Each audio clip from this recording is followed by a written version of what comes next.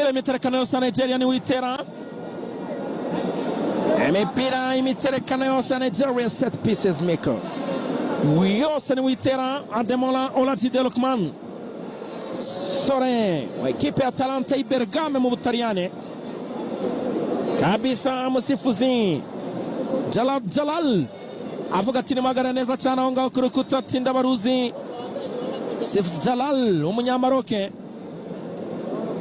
Ademola Lukman aravuga ati nyamuneka reka turebe attention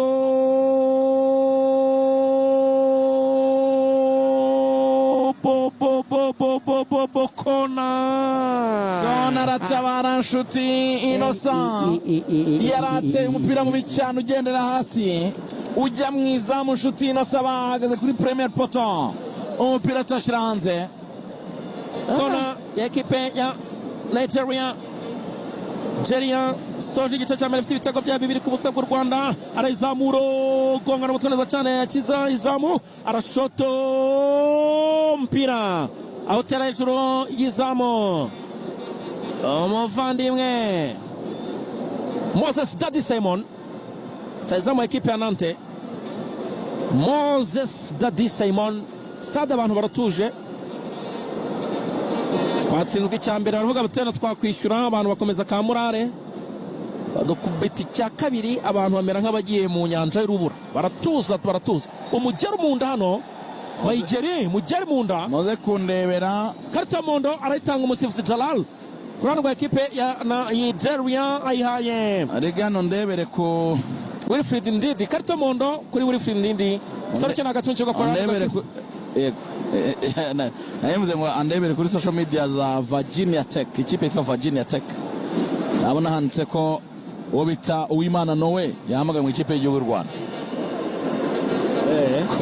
called up ndebere neza tuze kubitangaza ibintu twizeye Virginia Tech.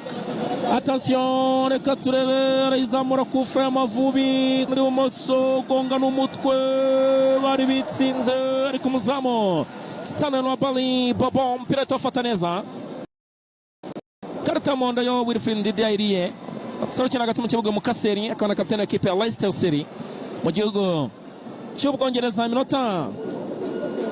Iminota yo imaze kuba itanu niyo itambutse kabisa. Igice cya kabiri gitangiye arazamuka yihuta Osimhen takira mu rwego rwo hejuru manzi tsera umupira arawurenza pira no kurengurwa n'ikipe y'igihugu ya Nigeria agiye kurengura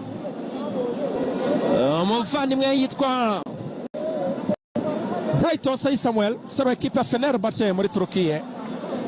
Bright Osei Samuel rano rw'iburyo arerengura Lukman Samuel